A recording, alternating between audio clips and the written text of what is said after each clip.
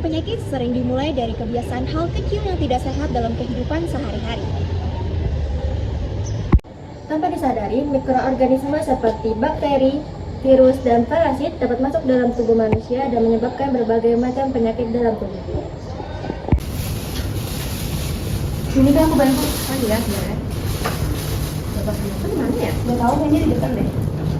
Bapak, Iqbal, boleh minta tolong nggak nyiapin makanan? Iya, tunggu.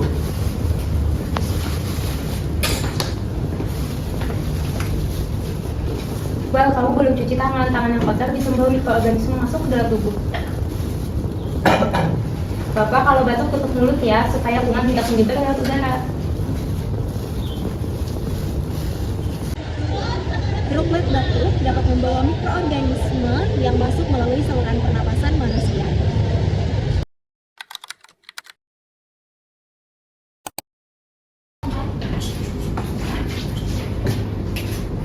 Campur ya berarti. Iya.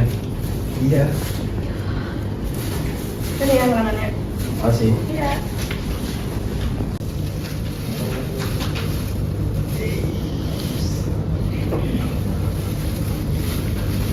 Aduh, perutku sakit dan diare.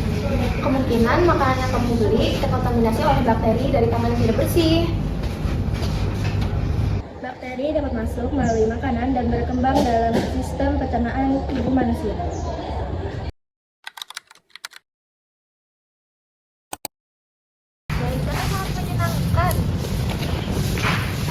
Ya Oka, kalau kaki kamu mana? Karena bisa mengandung telur parasit, nanti kaki kamu bisa sakit. Mulut aku sakit dan badan aku lemas. Kemungkinan itu parasit yang masuk dari tubuh melalui tangan atau makanan yang terkontaminasi.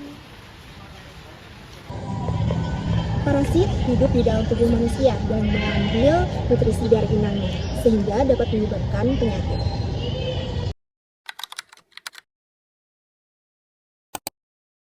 Halo adik-adik. Halo.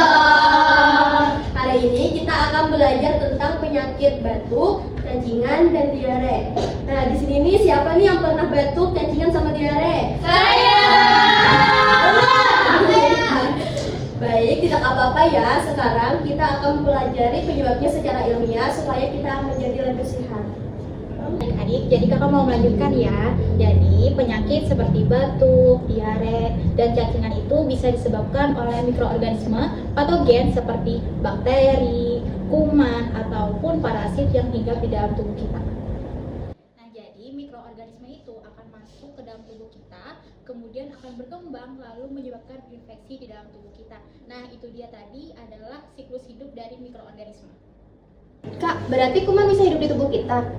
Nah, itu pertanyaan yang bagus. Jawabannya adalah betul. Karena kalau tubuh kita ini lemah dan kurang menjaga kebersihan, itu akan membuat kuman itu semakin banyak dan menyebabkan kita menjadi sakit. Jadi sekarang bagaimana cara kuman berkembang biak? Jadi adik-adik, kuman itu terbagi menjadi 4. Yang pertama bakteri, dia cara berkembang biaknya dengan cara membelah diri. Lalu yang kedua itu virus, dia hidup di dalam sel tubuh manusia dan dia berkembang di sana.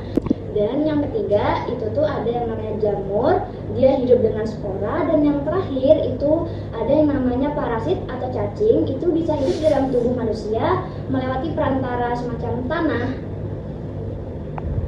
Karena berkembang cepat, jumlah kuman bertambah dan penyakit pun jadi akan semakin parah.